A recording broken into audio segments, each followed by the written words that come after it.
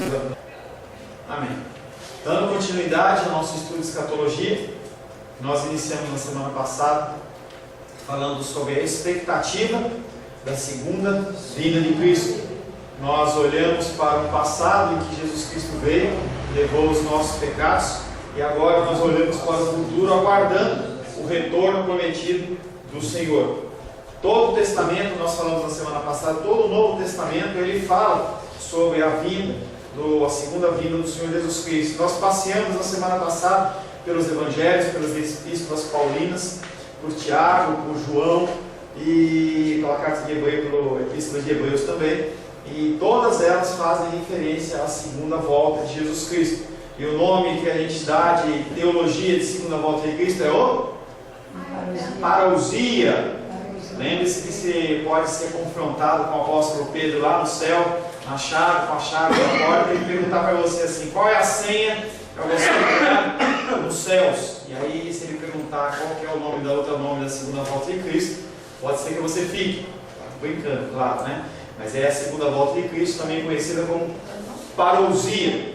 Tá? Falamos também na semana passada que a igreja ela deveria viver na expectativa dessa segunda volta. Deveria viver conforme Deus, Jesus Cristo estaria voltando hoje ou voltando amanhã, e as pessoas não têm vivido na igreja desta maneira. E nós falamos também quais que eram as motivações, o que poderia ser as motivações para isso. Alguns pensam que aquilo ali não é bem assim, as coisas que foram faladas na Bíblia. Outros acham que ainda vai demorar muito, principalmente os jovens. Eles olham para as coisas do Senhor e falam: bom, eu estou muito novo ainda, eu vou aguardar um pouco mais, eu vou viver minha vida, eu vou esperar, porque se Jesus Cristo está para voltar faz 2014 anos e ele não volta, então eu vou viver minha vida. Quando eu estiver velhinho, eu sei que aí eu aceito Jesus, está tudo certo. Então a pessoa ela opta por ter uma vida no mundo durante toda a sua juventude, para quando ficar mais velho, ele aparentemente, dentro do entendimento dele, não tem mais nada a aproveitar, ele simplesmente aceita Jesus, entra no reino e está tudo certo. Ele tem o melhor dos dois mundos. Admitindo, pois, que a igreja deve viver à luz dessa expectativa, nos deparamos com um problema, quando começamos a perguntar acerca da segunda volta de Cristo. E aí se fala sobre uma demora. Será que Jesus Cristo está demorando para voltar? Ele vai voltar no tempo certo, no tempo certinho. E aí tem algumas perguntas para você.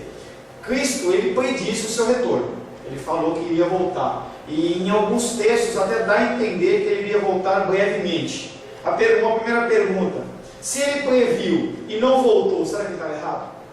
Não. Se Cristo realmente predisse que ele voltaria dentro de uma geração, como tem um texto que nós vamos ler, e em caso afirmativo, por que ele não voltou? Houve um atraso? Não. O apóstolo Paulo realmente também esperava que Cristo voltasse no período da sua vida? Sim. Tá? Então, por que será que ele também estava errado? Porque os discípulos, se você lembra daquela época, as pessoas começaram a vender todas as coisas deles. Então, se a pessoa tinha 2 casas, ela pensava assim: para que eu vou ter outra casa? Para que eu vou ficar guardando dinheiro no banco? Jesus Cristo está voltando. Aí ele pegava todos os bens dele, vendiam, entregavam na mão dos apóstolos, e os apóstolos eles dividiam para as pessoas que tinham necessidade. Então quem controlava o dinheiro eram os apóstolos. Os apóstolos, tem até o caso de Ananias e Safira, que eles queriam a glória, digamos assim, de entregar os seus bens na mão dos apóstolos, mas eles tinham uma certa dúvida. Então eles venderam e deram só uma parte. E aí primeiro morre Ananias, depois morre Safira. Então as pessoas elas tinham expectativa sim que Jesus Cristo iria voltar. Estaria toda a igreja primitiva errada, achando que Jesus Cristo ia voltar, que ele tinha falado e ele não ia voltar? Nós temos que marcar um texto de referência. Tá? A palavra de Deus ela se explica nela mesma, mas tem textos que eles são autoexplicativos, você não tem dúvida nenhuma a respeito deles. Esse é o texto que você tem que ter ele na mente. Marcos capítulo 13, verso 32, abre aí. Marcos 13, verso 32. Irmão Cláudio, senti sua falta na oração na quarta-feira. Marcos. Na hora, senti sua falta na oração na quarta-feira. 13, 32. Reunião de oração. Achei. Senti sua falta. Deixa eu ler. Espera um pouquinho, as pessoas acharem. Não dobra assim a Bíblia não, que ela quer. Tá? Pode ler. Mas a respeito daquele dia ou da hora, ninguém sabe, nem os anjos do céu, nem o Filho, senão o Pai. Quem está falando essa frase? Jesus. Tá? Então Jesus está falando para os discípulos dele. Mas a respeito daquele dia, que dia? O dia da segunda volta de Cristo. A segunda volta dele. Mas a respeito daquele dia ou da hora, ninguém sabe. Nem os anjos do céu, nem o Filho, senão o Pai. Tá? Então Jesus Cristo está fazendo uma afirmação que ela não tem duplo sentido, como toda a palavra de Deus. Uma frase que não tem outro entendimento, a não ser dizer que ele, como naquele corpo dele lá, como ele estava 100% homem, mas 100% Deus, ele havia aberto mão de uma série de características dele de divindade, para ele poder estar habitando entre nós. Então ele afirma que ninguém sabe desse dia e dessa hora. Então essa é a frase que a gente vai se firmar. Qualquer coisa que vá de encontro a essa frase, ela está, se você for querer confrontar ela e parecer que ela está errada, nós vamos dizer que aquela frase ela está errada, pelo menos aquele entendimento. Tá? Essas palavras significam que o próprio Cristo não sabia o dia ou a hora da sua volta. Nós podemos ter dúvida acerca dessa declaração ser conciliada com a sua divindade, mas ele próprio admitiu que não sabia a hora do seu retorno. Nenhuma outra declaração pode confrontar essa. Tá? Agora nós vamos analisar algumas passagens que falam sobre esse breve retorno. Mateus 16, 28. Mateus capítulo 16, verso 28.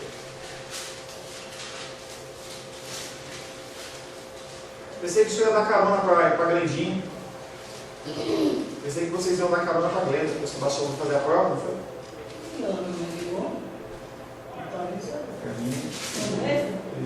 Pode ler. Em verdade vos digo que alguns dos que aqui se encontram, que de maneira nenhuma passarão pela morte, até que vejam vir o Filho do Homem no seu reino. O que você entende desse texto?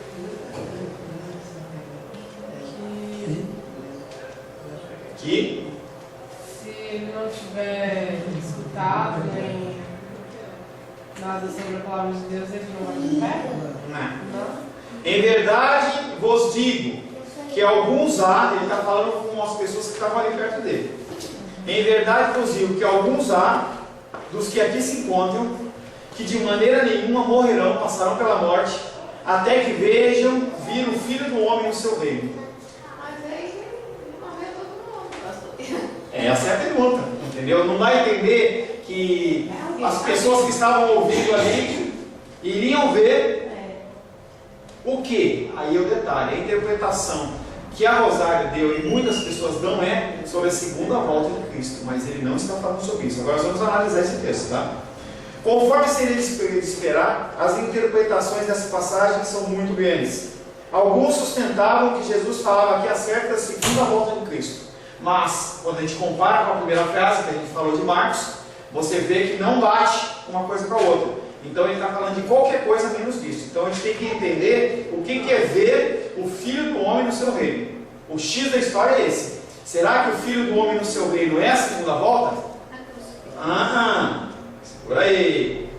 Segura aí. Tá? Então a gente rejeita o primeiro entendimento, que é a entrada de Jesus Cristo no seu reino, falar da segunda volta. Outros intérpretes sugerem que Jesus estava falando acerca da transfiguração.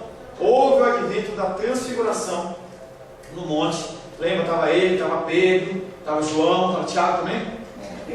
Pedro, Tiago e João. Eles estavam lá no monte da transfiguração. Aí o Senhor ele se transfigura e ele aparece para eles naquele corpo glorificado. Algumas pessoas acham que é esse fato. Outras pessoas acham que se refere à sua ressurreição. Ele ressuscitou, foi elevado aos céus e a vida do Espírito Santo no Pentecostes. Outras pessoas interpretam como a destruição de Jerusalém. Jerusalém ela foi destruída em 70 depois de Cristo. E eles entendiam que a destruição de Jerusalém representava algo como o fim do mundo. Tá? Ele estava predizendo que muitos dos que estavam vivos, quando se profere essas palavras, testemunhariam ou a transfiguração, ou a queda de Jerusalém, ou a sua ressurreição e a vinda do Espírito Santo e o advento de Pentecostes. O entendimento mais aceita que as palavras vinculam conjuntamente à ressurreição. Então, quando você pensa, quando você lê esse texto, você tem que entender que ele não está falando de uma segunda volta, e sim da ressurreição de Jesus Cristo. Então, não tem nada de errado, simplesmente o entendimento do que foi falado é diferente do que é o real, tá? Ele estava dizendo que muitos dos que estavam vivos, quando ele profere essas palavras, iriam testemunhar a ressurreição. E quando Jesus Cristo ressuscita, mais de 500 pessoas, e aí não se sabe se está falando só de homens, porque eles não contavam as mulheres e as crianças, então a gente pode estar falando acima de 2.000 pessoas, então pelo menos 500 viram. Então pode ser que essas pessoas que estavam ali conversando com ele, com Jesus, foram as pessoas que testemunharam da ressurreição dele. Então fecha essa passagem. Entendido? Não entendido? Dúvidas, não dúvidas? É porque assim, depois que ele ressuscitou, ele já estava na glória, no reino dele, né? Entendeu? O entendimento teológico é exatamente esse. Entendeu? Quando fala que muitos dos que estão vivos irão ver o Filho do Homem entrar no seu reino, está falando de ressurreição. Dúvida sim? Entendeu ou não entendeu? Não sabe? Amém, Neldinha? Amém. Claro, então não há dúvida, não há contradição na palavra de Deus. Amém? Segundo texto, Marcos capítulo 13, verso 30. Nós vamos analisar dois, tem vários, tá? Marcos capítulo 13, verso 30. 13 e 30.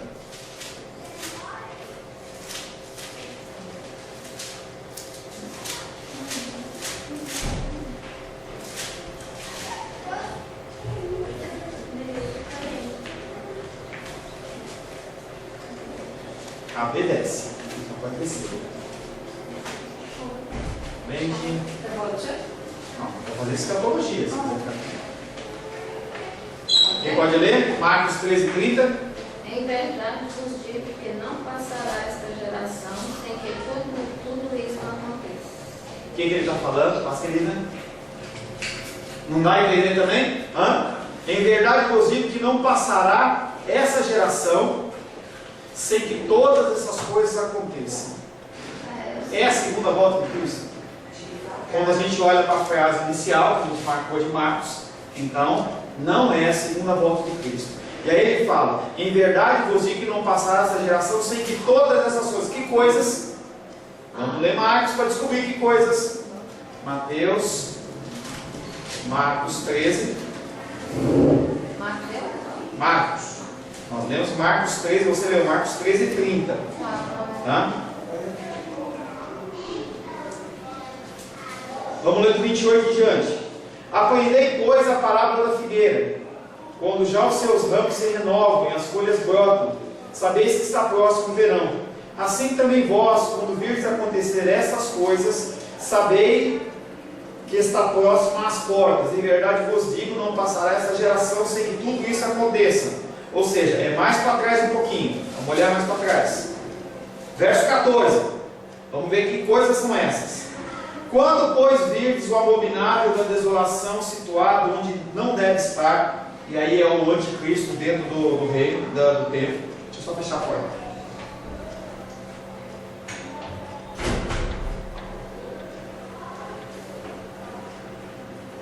Quem estiver em cima no eirado, não desça, nem entre para tirar da sua casa coisa alguma. E o que estiver no campo, não volte atrás para buscar a sua capa. E das que amamentam naqueles dias, orai para que isso não suceda no inverno, porque aqueles dias serão de tamanha tribulação, como nunca houve desde o princípio do mundo, que Deus criou e até agora nunca mais já haverá. Olha aqui, mais para trás ainda. Segura aí. Vamos lá, verso 7. Vamos voltar mais um pouco. Quando, porém, ouvires falar de guerras, rumores de guerras, não vos assusteis. É necessário assim acontecer, mas ainda não é o fim. Porque se levantará nação contra nação, e reino contra reino. Haverá terremotos em vários lugares e também fomes. Essas coisas são o princípio das dores. E aí ele vem falando mais algumas coisas. Basicamente é fome, guerra, e mais? fome, guerra, terremoto, pestes. Então ele está falando que essas coisas não passarão. Em verdade vos digo que não passará esta geração sem que todas as coisas aconteçam. E aí vamos analisar esse texto. Primeiro, pode se referir à geração das pessoas que viviam no tempo de Jesus, que ele preferiu essas palavras? Sim ou não? Esse texto, em verdade vos digo que não passará essa geração sem que todas essas coisas aconteçam, pode se referir àquelas pessoas que viviam com Jesus naquela época? Não, porque se fosse a primeira frase que nós marcamos como referência nossa, ela estaria errada. Não aconteceu, não teve terremoto, não teve guerra, não teve peste, entendeu? Naquela época, então não. Tá? Jesus errou a datação? Não. Jesus se referiu à geração que iria ver os sinais escritos nos textos que nós falamos, morte, peste, guerra e tudo mais? Não. Jesus se referiu à destruição de Jerusalém, os sofrimentos que acompanharam essa destruição? Podia até ser, mas não teve terremoto. Então, como Jesus Cristo falando todas estas coisas, ele não pode simplesmente excluir alguma coisa. Então, não é queda de Jerusalém. Pode ser entendido num sentido mais qualitativo do que temporal, mais em relação à qualidade, como descrevendo um povo judeu, incrédulos e rebeldes, porque as pessoas estavam com ele, diziam que acreditavam, mas não acreditavam. Ou viviam e estavam apenas atrás dos milagres. Esta geração, como significando a humanidade em geral, da qual então se diz que se permaneceria até a volta de Cristo, pode ser. Ele não está falando que é um povo que estaria vivo, mas está falando em relação ao ser humano ou então ao judaísmo. As pessoas judeus até hoje acreditam que o Messias não veio. Então ele fala, em verdade vos digo que não passará essa geração. Que geração? Judeus incrédulos, pessoas que continuariam não aceitando aquilo que Jesus Cristo já havia vindo. Sim ou não? Vamos falar, gente. Não. Pode ser. Pode ser ou não pode ser? Não. Não sabe, não fala, Arthur. Hein? Bom, eu acho que pode ser também nesse sentido. Né? O sentido correto para nós entendermos essa frase, em verdade vos digo que não passará essa geração sem que todas essas coisas aconteçam, está se referindo aos judeus, porque os judeus eles continuam incrédulos, eles eram incrédulos naquela época e eles continuam incrédulos. Se você chegar para os judeus e falar, que Jesus Cristo ele era o Messias, ele não vai acreditar. Então ele continua incrédulo, e essa incredulidade ela vai continuar até a vinda de Cristo. Quando Jesus Cristo vier, junto com as pessoas que não aceitarem Jesus Cristo como Salvador, eles também vão ser julgados como pessoas que não acreditaram no Messias. Certo? Estou vendo um monte de ponto de interrogação. Na verdade, nós estamos querendo definir essa segunda volta de Cristo. Ela está demorada ou não está demorada? Ela está certa ou não está certa? Jesus Cristo se enganou ou não se enganou? Porque eu falar, Jesus Cristo é Deus, ele não é. Mas as pessoas nos perguntam, mas e essa passagem? O que ela quer dizer? E aí se alguém perguntar para vocês, tem que falar assim, não, está falando dos judeus que não acreditavam em Cristo. A geração do grupo de judeus, como eles não acreditavam, eles continuam acreditando e eles vão ser julgados por isso. Amém? Amém. Antes eu imaginava assim, não só naquele povo, mas Nós também. todo mundo até chegar. Nação contra nação, reino contra reino. Assim. E aí, Mas não tinha as maçã não, nação. A tribulação não perseguiria. Nós também. nós também. Tá? Então, a primeira parte da resposta, eu estava esperando que vocês falassem. A primeira parte da resposta é judeus incrédulos. A segunda parte são os seres humanos que não aceitam. Então, a geração incrédula, porque naquele meio ali, além de judeus, haviam homens que não eram judeus, que viviam ali no meio e não acreditavam no Messias, e não continuam acreditando no Messias. Filhos, irmãos, pais, mães, tios nossos que não acreditam em Cristo. Essas pessoas vão continuar incrédulas, essa geração de incrédulos, tanto de judeus como de pessoas que não são judias, mas são ímpias, que não acreditam no Senhor. Elas vão ser julgadas no fim. Então essa geração vai continuar havendo pessoa que não acredita em Jesus Cristo, independente do seu testemunho, independente do que você fala, independente do que acontece, vai ter pessoas que não vão aceitar Jesus Cristo. Beleza? Tranquilo? Certo, Cleber? Agora tranquilo. Agora tranquilo? É por desgastou, já pensaram que era enxergando carreira conosco também, né? Nós vamos chegar nesse negócio de princípio de dores, mas nós temos um entendimento, e a construção toda disso aí que nós estamos chegando é exatamente para chegar nessa parte. Como que vai ser o final? O entendimento que a grande maioria que tem, em especial dentro do ambiente pentecostal, é princípio de dores, grande tribulação, aquele negócio lá. Tem outras vertentes que são muito mais aceitas, e são muito mais cabíveis do que as coisas que nós acreditamos, e nós vamos construir isso. Tá? E eu, na época, quando nós chegarmos nesse tema, não vou falar, você tem que esquecer aquilo e acreditar nisso. Não, eu vou apresentar as outras formas que são explicadas através da palavra, para que você esteja construindo o seu entendimento. E não porque alguém falou, é assim e ponto. Entendeu? Ao tentar chegar a uma conclusão acerca da interpretação dessa passagem, é exatamente o que nós falamos. Primeiro, o propósito de Jesus ao proferir as palavras não é de fornecer uma data exata. Quando Jesus Cristo fala que não passará essa geração, ele não está definindo uma data exata. E as pessoas acham que é uma data exata. Não é, tá? Não pode se referir à queda de Jerusalém, conforme nós já falamos. Ele não se refere não fala a citação de terremotos dentro da história, então a gente exclui isso. Por isso nós concluímos que a expressão todas essas coisas de Jesus quer dizer que todos os eventos escatológicos que ele acabou de enumerar, incluindo a sua volta sobre as nuvens do céu, seu ensino e todos os eventos com certeza virão acontecer, embora a terra e os céus passarão, essas palavras não deixarão de ser cumpridas. Então, quando se fala de geração, está falando de geração em relação a incrédulos e em relação aos judeus incrédulos normais e judeus incrédulos. Amém? Amém. Só para fechar, Mateus 23, 37. Mateus 23, 37.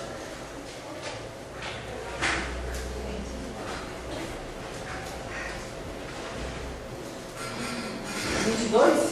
23, 37.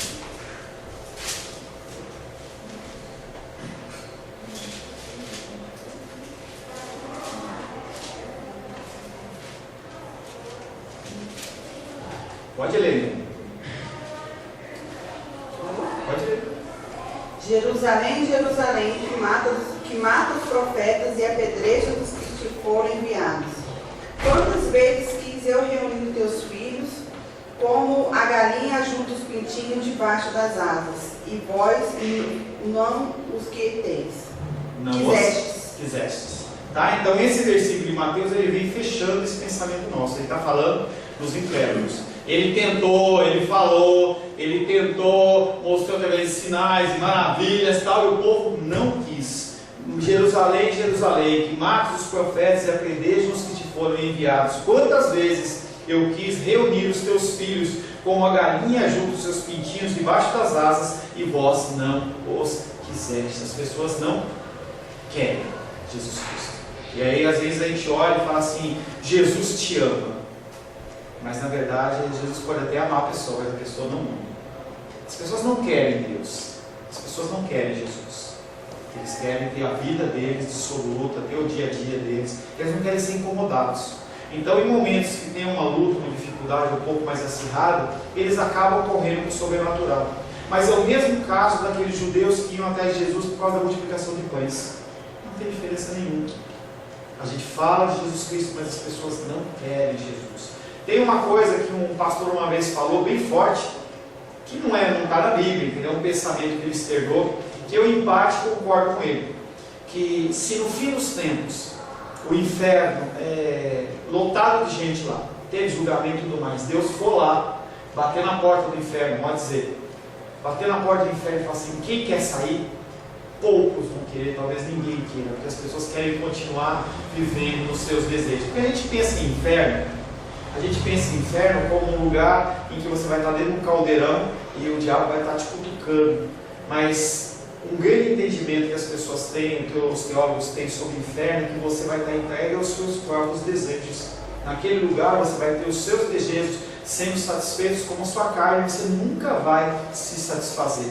Então é um pensamento tá? É um pensamento para você colocar, tá? Mas às vezes até colocou óculos, entendeu? Esse sempre foi forte. É forte, porque o ser humano hoje não quer Deus. O ser humano não quer Deus. Naquela época, no final dos tempos, ele também não vai querer Deus. Eu não sei como é o inferno, não pretendo conhecê-lo, entendeu? Mas quando se fala do inferno, fala de um lugar de pranto e ranger de dentes.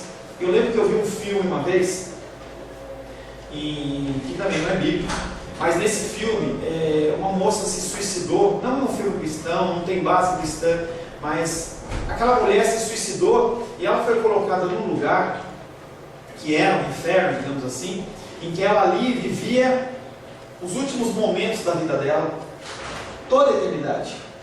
E aí o marido dela lá, ele vai tentar buscar, havia morrido, mas estava no céu, um negócio meio espírita assim, mas aí o cara vai tentar resgatar aquela mulher, mas ela não quer sair, porque ela está acomodada naquele lugar, ela está vivendo o seu sofrimento, e o desejo do coração, a vontade dela, e ela não quer sair. Hoje, quando nós convidamos as pessoas para vir para a igreja, eu tenho certeza que você convida. Por que as pessoas não vêm? Talvez seja porque a nossa igreja é pequena, mas são desculpas. As pessoas não vêm porque elas não querem vir. Por que a pessoa não chega no horário? Eu sei que cada um tem problema, não é isso, entendeu? Nem a dos reis é a pessoa que chega aqui pontualmente, aconteceu alguma coisa. Mas por que as pessoas elas chegam atrasadas na igreja? Porque elas olham para ou servir ao Senhor com essa ótica do que nós olhamos. Deus ainda vai voltar, eu tenho tempo. Eu tenho tempo para me preparar, eu tenho tempo para me santificar, eu tenho tempo para me purificar. Então elas se fiam. Não, mas eu aceitei, falei isso no domingo passado, pode ter chocado algumas pessoas. Eu aceitei Jesus quando eu era pequenininha, eu fui batizado, eu vivi muitos anos aqui, mas hoje eu estou afastado. Eu quero viver minha vida. Você convida as pessoas não acham que Jesus vai voltar, não acham que está na hora, então elas não querem Deus. E aí mais uma frase dura para você: elas não amam a Deus, elas odeiam a Deus, porque tudo que Deus representa é aquilo que acusa elas. As pessoas têm uma vida. Você fechou a porta, Arthur? Fecha para mim. As pessoas têm uma vida em que a palavra de Deus as confronta. Obrigado, viu? A palavra de Deus vem para confrontar a pessoa. Então, se ela vai para a casa de Deus e ouve, ela é confrontada. E ela não quer isso. Então, essa história de que eu amo a Deus, não ama nada. As pessoas não amam a Deus, porque a palavra de Deus diz: se você ama a Deus, você segue os seus mandamentos, você segue os seus ensinamentos. E as pessoas não têm feito isso. Tá? É duro, mas é verdade. Tá? Vamos passar agora para olhar para um grupo de passagens que diz que Deus vai demorar demais. Então, do mesmo jeito que tinha um grupo de cristãos lá que acreditava que Jesus Cristo ia voltar amanhã, depois da manhã, tinha um grupo que falava assim: isso é longe, isso é longo, queridos. Esse Jesus Cristo vai demorar para voltar. Meu pai já está falando desse Jesus, ele não volta. E aí passou 1 ano, 5 anos, 10 anos, 100 anos, 2015 anos. E as pessoas hoje continuam falando assim: vai demorar. Mateus 24:14. Nós vamos olhar algumas passagens dos evangelhos sinóticos. O que é um evangelho sinótico? Já falei isso para vocês, né? Quais são os evangelhos sinóticos? Os evangelhos semelhantes. Tá? Mateus, Marcos e Lucas. O evangelho de João é diferente dos outros, tá? Mateus 24:14. Vamos ler, irmão Cláudio? Botar muito pequena a letra aí. Nem trouxe óculos. Deixa aí, não dá, né? Vamos lá, alguém lê para mim, por gentileza? E será pregado este evangelho primeiro por todo o mundo, para testemunho a todas as nações. Então virá o fim. A palavra então implica que um período de tempo vai acontecer. Amém? Jesus Cristo morreu, ressuscitou, e a volta dele não ia ser instantânea. Haveria um tempo entre a ressurreição dele e a segunda volta. A palavra então implica que um período de tempo tende-se a expirar antes da segunda volta de Cristo. possivelmente um período de tempo muito longo, mas quanto tempo é esse?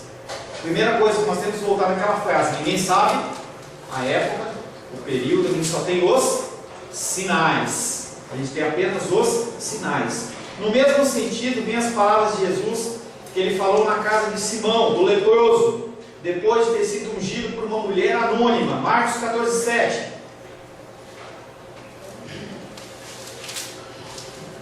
Marcos 14, verso 7.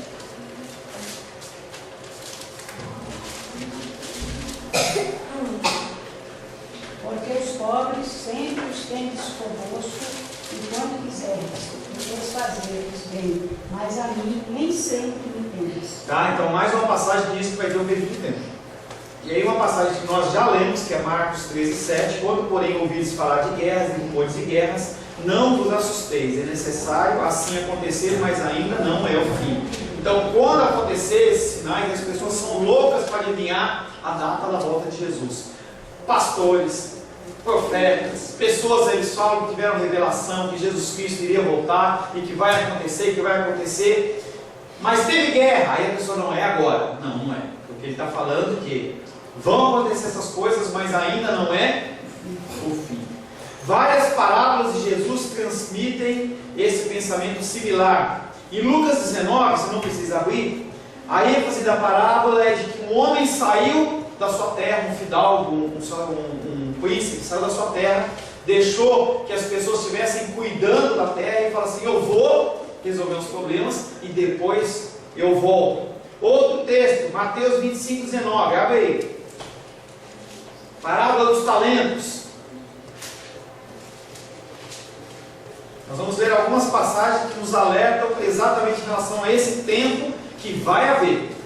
Depois de muito tempo, voltou o Senhor daqueles servos e ajustou contas com eles. A parábola dos talentos: aquele homem foi lá e entregou um talento para uma pessoa, 2 talentos para outra pessoa e 5 talentos para outra pessoa. E aí falou assim: olha, eu vou sair e vocês cuidam do meu dinheiro. O que tinha 2 talentos ganhou 2 talentos. O que tinha 5 ganhou 5 talentos. O que tinha 1 talento foi lá e enterrou. Ou seja, conhecendo a palavra, você recebe uma palavra, um ensinamento, o que você tem feito com ele. Você está enterrando? E aí, quando volta o Senhor, ele fala assim: você que tem 2, o que você fez? Ele falou assim: olha, eu fiz isso, e o Senhor me deu 2, e eu consegui mais 2. Na época, acho que eu falei em valores para você. Nós estamos falando em 32 quilos de ouro. É muito dinheiro, tá? Cada talento, né? Pegou de 5. O que você fez? Eu trabalhei e consegui mais 5. Servo bom. Chegou para o de 1 e falou assim: ei, eu te dei 1 talento, o que você fez com ele? Eu sei que o Senhor é um Senhor muito sério, o Senhor pode onde não plantou. Então eu fiquei morrendo de medo de eu investir esse dinheiro e esse dinheiro eu perder. Sabe o que eu fiz? Eu enterrei ele. Entregou as moedas lá de ouro, a peça de ouro lá para o seu Senhor, cheio de terra. Ele olhou para ele e falou assim: por que você não colocou no banco? Naquela época já tinha banqueiro, já tinha juros, hein? Por que você não colocou no banco? Se você colocasse no banco, pelo menos o juro tinha de volta. Então você pega esse ouro, dá para o que tem mais, e você vai ser jogado no inferno, que é no lugar de pranto e ranger de dentes. E aí a gente não interpreta que aquela pessoa que recebeu a palavra de Deus, ela simplesmente, não fez caso dela. Não fez caso dela, simplesmente deixou. A comparativo do talento aí é o mesmo comparativo da semente que é jogada num caminho, é a palavra de Deus. Em especial, Gabriel e Camila, que são os mais novos aqui do nosso grupo. O Arthurzinho é pequenininho, não entende essas coisas, tá? Mas fiquem espertos, porque vocês estão recebendo porção da palavra de Deus e vocês vão ser julgados, tá? Nós todos vamos ser, mas vocês como jovens têm toda uma vida pela frente, entendeu? O Gabriel ainda mais ainda, tem uma vida inteira pela frente. O que tem feito, o que tem sido feito com a palavra de Deus. Outra passagem, Mateus 25, 5. Mateus 25, 5. E tardando o noivo, foram todas tomadas de sono e adormeceram. O assunto dessa parábola é a mesma coisa. É tudo a mesma coisa. Jesus Cristo ele continua falando. Você recebeu a palavra e você está como que dormindo. Entendeu? Está com soninho? Não vou viver a palavra de Deus, eu estou com soninho. Eu vou ficar quietinho aqui, entendeu? Não quero compromisso, eu não quero nada de complicação para a minha vida, entendeu? Aí, ó, o noivo. E aí, quando ouve que Jesus Cristo está voltando, ele começa a ver os sinais, as noivas saem correndo e esquecem de encher o óleo. Porque elas tinham que apresentar o óleo lá. E aí, quando chega lá, as mulheres todas, uma parte das mulheres toda com os seus recipientes cheios de óleo, e ela fala assim: empresta um pouco para mim. Não vou emprestar. Se eu emprestar um pouco para você, eu fico sem também. Vai lá comprar. E aí a pessoa vai comprar. Quando volta, o noivo já entrou na cama e já está fechado. Muitos filmes de Apocalipse acontece isso. Em que a pessoa, quando tem um arrebatamento, que a igreja sobe, as pessoas ficam desesperadas. Aqueles que eram pseudo-cristãos que conhecem a história, começam a olhar e falam assim: cadê minha mamãe? Tem aquela cena, né, a roupinha toda encostadinha. Não sei se você já viu o filme de Apocalipse. Só fica a roupinha lá. Às vezes fica o crucifixo, fica a roupinha lá. Cadê minha mamãe? Cadê meu papai? Cadê meu irmão? Cadê minha irmã? Cadê eles? E aí ela olha, e aí a pessoa cai em si, dá aquela tristeza porque o Senhor voltou. A porta se fechou e ele estava com o recipiente dele lá sem óleo, e ele esqueceu ou não deu atenção para a palavra de Deus, e ele ficou. O Senhor, ele respeita as pessoas. O diabo, ele não respeita, mas Deus respeita as pessoas. E muitas pessoas dentro da casa de Deus, ou mesmo fora, elas olham para nós até com olhos assim: poxa, como ele é cristão, como ele é religioso, eu vou querer fazer isso e tal. E elas estão sempre observando, nunca participam de nada. Você chama a pessoa para a igreja, não quero participar. Chama para um coral, não quero participar. Chama para isso, não quero participar. Vamos fazer uma vigília, não quero participar. E elas gostam de ficar só observando. Quando o Senhor vier buscar a sua noiva, Ele também vai honrar essas pessoas. Elas vão observar, se Deus quiser, eu e você subindo para encontrar o Senhor Jesus. E vai ser um momento de muita tristeza. Lucas capítulo 12. Lucas capítulo 12, eu vou ler essa, que é mais longo um pouquinho. Lucas 12, versos 41 até 48. Lucas 12, do 41 ao 48. Diz assim: então Pedro perguntou: Senhor, proferes essas parábolas para nós ou também para todos? Disse o Senhor: quem é, pois, o mordomo fiel e prudente, a quem o Senhor confiará os seus servos para dar-lhe o sustento a seu tempo? Bem-aventurado aquele servo, a quem o seu Senhor, quando vier, achar fazendo assim. Verdadeiramente vos digo que lhe confiará todos os seus bens. Mas se aquele servo disser consigo mesmo: meu Senhor tarda em vir, passar a espancar os criados e as criadas, e a comer, e a beber, e a embriagar-se, virá o Senhor daquele servo em dia que não espera, e em hora que não sabe. Ó, o texto de Marcos que nós lemos lá atrás, ninguém sabe. E castigá-lo-á, lançando-lhe a sorte com os infiéis. Aquele servo, porém, que conheceu a vontade do seu Senhor e não se aprontou, nem fez segundo a sua vontade, será punido por muitos açoites. Aquele, porém, que não soube a vontade do Senhor e fez coisas dignas de reprovação, levará poucos açoites. Mas aquele a quem muito foi dado, muito lhe será exigido. Aquele a quem muito se confia, muitos mais lhe pedirão. Tá? E essa passagem vem falando também sobre esse tipo de sentimento. E aí ele acrescenta algo.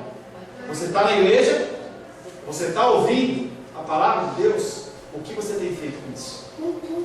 Porque tem a pessoa que está fora e não quer saber de Jesus. Tem a pessoa que está fora, que conheceu Jesus no passado. Tem a pessoa que está fora, mas vem de vez em quando na igreja. A gente conhece muitas pessoas que são conhecidas às vezes como desigrejados. A pessoa vai na igreja, vai em outra, visita, tal, não firma raiz no lugar. E tem as pessoas que estão dentro da igreja e estão só como ouvintes, não fazem nada. Quanto muito mais é dado, mais é requerido. Eu digo para você, se você está nessa situação, é melhor que você vá direto para o mundo, que pelo menos você tenha um tempo de vida pseudo-alegre no mundo, porque você vai ser julgado por tudo que você está ouvindo. Você que está aqui comigo, fazendo escatologia, fazendo o estudo de Josué, você vai ser cobrado por causa disso. Tudo que eu tenho estudado, Deus vai cobrar de mim o que você tem feito em relação a isso. Então, tudo que nos é dado vai ser requerido. Mesma coisa para a parábola dos talentos. Tudo que é dado para você vai ser requerido. Alguma pergunta? Vocês estão com o olhinho assim de viadinho? Alguma pergunta? Concorda? Não concorda? Está chocado? O que é? Só refletir mesmo. Marcos capítulo 2, 19 e 20. Vamos engrossando o caldo, hein?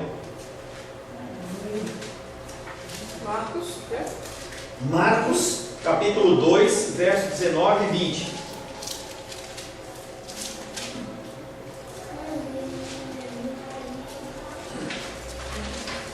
Posso ler? Pode.